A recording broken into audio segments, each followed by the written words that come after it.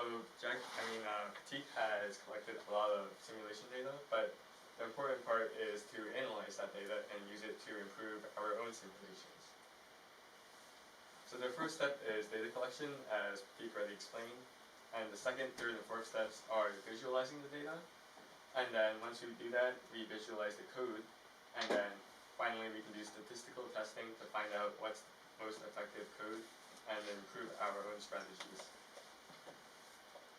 So for data collection, we use Python, and as Pratik explained, each simulation is in JSON format, and so Python allows us to easily collect from a lot of files the variables such as position or speed. And once we collect all this data, this makes it easy for us, as we don't have to go in each simulation and check it manually. And once we have processed all this data with Python, we're able to visualize this data. So on the left is a side view of the debris, and each dot represents one simulation. So this is the combination of maybe 100 simulations, and you can see that the debris generally forms boxes like this for the small green debris, and then this small wall for the big orange debris. And using this, this can help us plan where our path should go, or a general idea of where the sphere should go. And as you can see on this right side, it's front-on view. So we can see that the small and medium, which are the green and purple debris, are forming this sort of a grid, while the orange or big debris are forming this 3x3 grid. And using this, we can speculate that our path might involve something that goes along one of these holes, so we can avoid the debris. And another use we can use this data collection for is finding out where to improve our code. And as we mentioned earlier, there's 4 different phases of the game. So if we want to improve our code, we can't just say like improve our code. We have to find a specific place to improve it. And improvement is basically trying to make the code go faster and do it in a less amount of time. So on the right, you can see 4 different charts. This is stage 1, stage 2, stage 3, and stage 4. And these are all the amount of time it takes for this particular stage to complete. So you can see that for the last stage, basically only takes 13 seconds about to complete, and it's always 13 seconds. So it would probably be difficult for us to improve that stage. But on the other hand, if you look at this hooking stage, the amount of time it takes us to complete it is really variable. It goes from all the way here to here. And we know that it's possible to do this short amount of time because it's been done before. So our goal would be try to reduce these large amounts of time to small amounts of time. And once we do that, we can run this data analysis again and find the next best place to improve, which might be the rendezvous. And this is another graph of the amount of time it takes for each stage. So the blue is the debris, the red is the rendezvous, the yellow is the hooking, and the green is the towing. As you can see, the hooking time is consistently one of the longest amounts of time. So we would try to focus on improving the hooking stage first before we try improving other stages. And now, once we try to improve the code, it's important to do statistical testing. And this is because, as Pratik mentioned earlier, if you have 2 different sets of code, it's hard to know which one is actually better. And even if you run averages, as Pratik suggested, one of the problems is that you don't know how many runs to make, and once you make them that many amount of runs, you don't know how much is better. So if your average at one point is 31 points, and another piece of code is 32 points, you don't know if that's actually an improvement or if it's just randomness that makes the code a bit better, even though it's not actually better. So what we can do is use something called the student's t-test. And to put it simply, it's basically trying to account for not only what the mean of your code is, but the variance of your scores. So as you can see on the right, this is what we call a student's t-distribution. And if we put the mean at the center here, we can say that for this axis are the scores and this is the frequency. You would generally get around your average, but it's also possible to be a bit more than your average or a bit less than your average. But as you get a bit more, it's decreasingly likely, and the same for a bit less. So the t-test basically takes your averages and your variance, and it compares the two means that your code has. So if one code is near the center, but the other code is like, let's say right next to it, there's probably a small chance that it's actually better. But if it's outside here in the rejection region, as we call it, then there's probably a pretty good chance that it's actually the better code, and we should use that code from now on. And this uses something called an alpha value, which helps us determine the threshold for what is the good code and the bad code, and we chose a value of 0.05, which is usually generally accepted.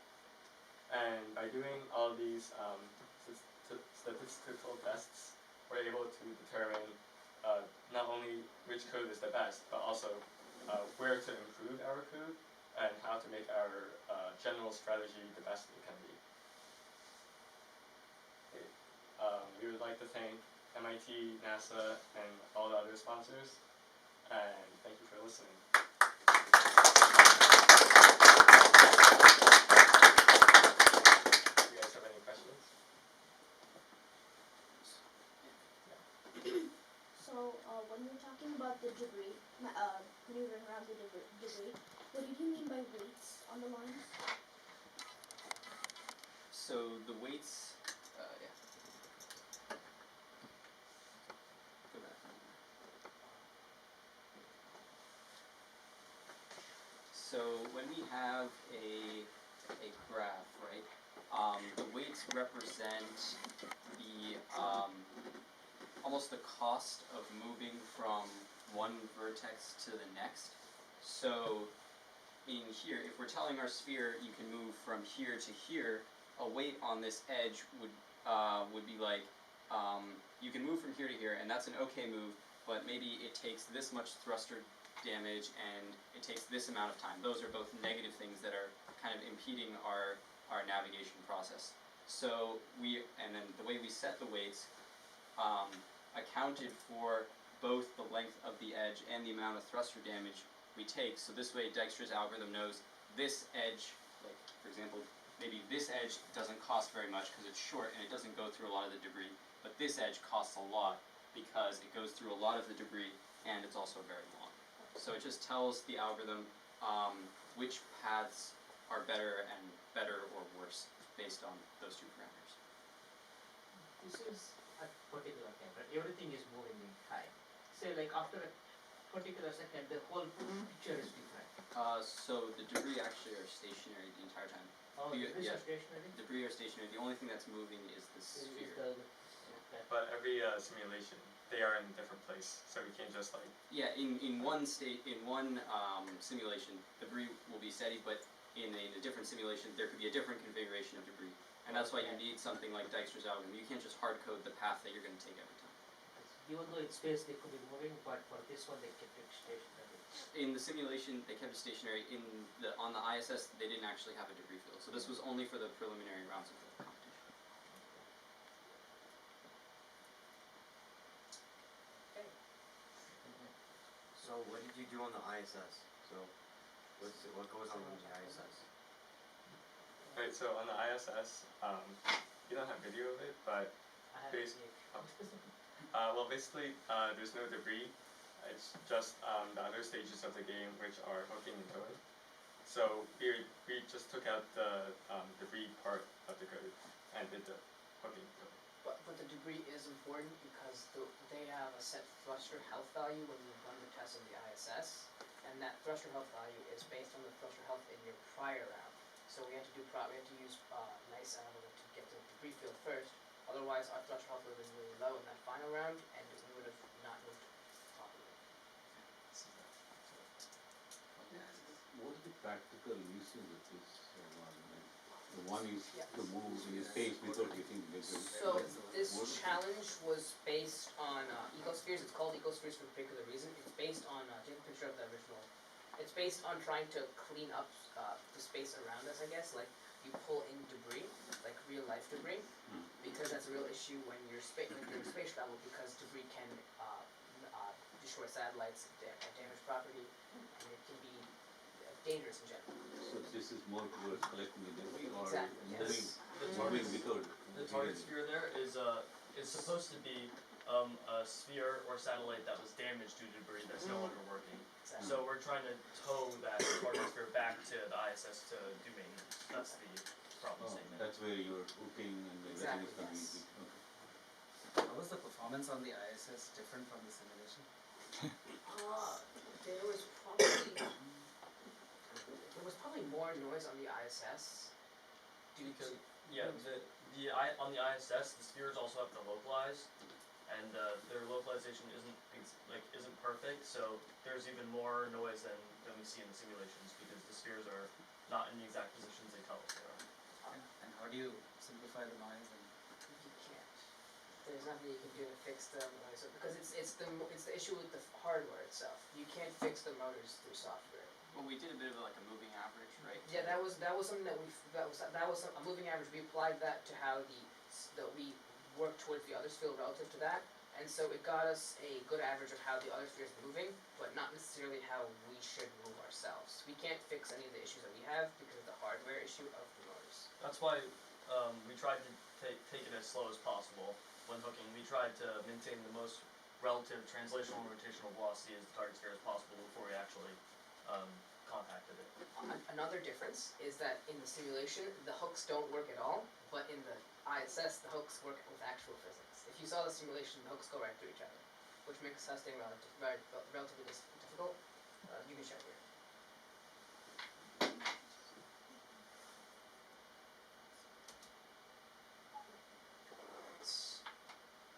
So these are the two spheres and these are the hooks Yeah. and this tug's right. So you see once it's hooked here, the tugs go right through, The but hooks go through right. and it believes it's still tugged. That is an issue that was very difficult during testing, but it resolved itself on the ISS because hooks work properly there. It's an issue that we did have. How much time it took for them to put this type project? To do all the code and everything. I think the competition started in September. Yeah, but there were multiple phases, and the alliance phase ended in I think the middle of December. so did you use 2-dimensional or 3-dimensional? Well, the preliminary game started with the 2D game, and then there were different rounds. So you had to pass that round to get into the 3D version, and then from the 3D version there was the Alliance version where we teamed up with Polish and Portuguese teams, I think, right? Yeah. And then there was the final ISS competition on the ISS. Do they define that what algorithm to use or that needs to be That was open to our research. That's why I presented multiple methods of how we could do orientation because there was a lot of they presented this as a research program rather than what we should do. So we had to figure out a method that was most effective and utilize it ourselves. If you had to do it all over again, what other improvements would you look for next time around? Overall, I guess we would try and work towards making hooking more exact. Because hooking on the ISS was difficult, though. In fairness, a lot of hooking on the ISS was based on the noise. A lot of noise issues with that. So we would see if there's anything we could do there. Because, as you said, a moving average was effective in fixing some of the issues. I guess we'd also try and see how we could make the Dijkstra's algorithm work in a 3D model more accurately, because it's relatively difficult. Or fix tugging and thrust rate. We could also smooth out our debris field navigation. So the Alliance team that picked us, they had really smooth debris field navigation that allowed them to have a lot more thruster fuel and faster to get through. Yeah. Ours was more safe, but it required us to use a lot more fuel because we chose larger and farther paths. Yeah, so basically, when navigating, so once you've figured out what the path is going to be, let's say you find out the path is going to start here, go here, and finish there, you have to actually move through those points. So one thing that was difficult for us to create was actually a movement function that moved between all those points while still being very accurate and while also being And quick. it's not just distance that we should have taken account into our weights. We should have also accounted changing direction, because changing direction is very difficult when you're already accelerating in one way and you want to switch directions, use a lot of fuel. rather than, even if the distance is smaller, if you're changing directions, we should have made the weight higher, so that's another thing we could change. That's actually why thruster health is really important, because the maximum force is dependent on how much thruster health you have, and so it takes a lot of force, and if your maximum force is much lower, it takes a lot of time for you to fix any issue with velocity or change directions. Something else we might have fixed is something that we actually had a lot of difficulty working on. In the second mode of the finals, the target sphere is rotating, but setting a rotational velocity around a specific axis is relatively difficult to do that, so we were trying to figure out a more exact method of doing so, because the current method that we chose to hook in that with a rotating target sphere required some bypassing of how we would normally think of things, and instead kind of go around that problem, but it might not have been the most effective solution. Did you have a question? Yeah, so Yeah, so how do alliances work? So do you guys share your code and how do alliances work? So, I mean, I've been doing this for 4 years now, and each year the way our alliance has functioned is a little bit different. This year, I'd say we worked on the code a little bit more separately than previous years. So we'd work on our own code, and they'd work on their code, and then we'd kind of compare every few days and see if they made some kind of headway that we didn't make. Then we would integrate that part into our code. But most of the time we kind of made our code separately, wrote our code separately. the alliances are decided because they can see our simulations. They don't see our code because otherwise they would copy it and look through that, which would not be very good and very, very unfair. They look to our simulations and how we are ranked and how we score, which they can see on the leaderboard, and then through that they can, I guess, send us emails, contact us, and then in this way they can draft us and make us one of their allies. I think one way we also worked well together was that because there were 4 different phases of the game, we would split up the work of writing the code for each phase. So maybe our alliance team would do hooking while we would do the debris field navigation, and then we could integrate those different codes together and make the final code that we see. Is there any other questions? Okay. Thank you guys for coming.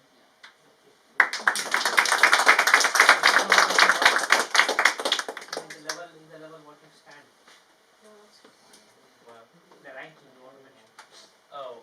At the end of the ice, we ranked 4th place, so we should have been part of the championship phase. So the top 4 teams ranked on the ISS make it to the championship phase, and then we're supposed to run a bracket within those 4 teams. But they ran out of time on the ISS, so they just left the seedings as is. Otherwise we could have seen that rotational issue that we saw. That was working to solve. We could have seen how that would have played out, but we didn't get to do so. Oh, I have a question. They talked about the gain during the ISS runs. A couple of teams used a higher gain. Oh, What was Oh. that? the pos gains in there. Do you want to talk about that? Yeah, sure. So the gains are what they're referring to are the position gains. So there's a function you can use, set position target, which allows you the satellite to move to a target position, and that function can take inputs for PID values. So I don't know if you know what PID is, but it's basically a system of feedback control. So you can actually set the parameters for that feedback control in order to make your movement faster, or maybe slower, more accurate, things like that. But you guys didn't use that. They said don't use them when they sent the email out for the finals, so we didn't use them. Well, we didn't use their built-in movement functions, so we didn't need to use them. Then We also, used, that's we another used thing. our own Yeah. user function. Yeah. Right. Well, no, honestly, that was done too late. But yes, we used the movie function. So I guess you can use your testing simulation to see if their function is better than yours. Exactly. Yes. That's it. Yes. Nice. That's very nice. Any other questions? Okay. Thanks again. Great job.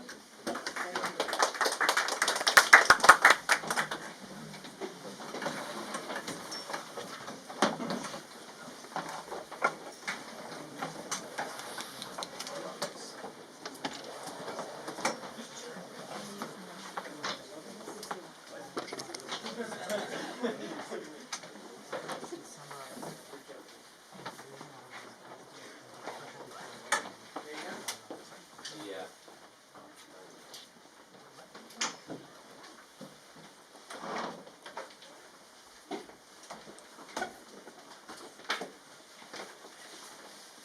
Thank you for recording. I would need the video of it. Oh, yeah. We will post it up. I think I'm gonna need to do some processing to it, because the exposure is not coming out right, but it should be okay. So, yeah, we'll have it up. I think we'll probably post it on the website. Or our YouTube channel, probably, more like it. Thank you. Okay. Ask her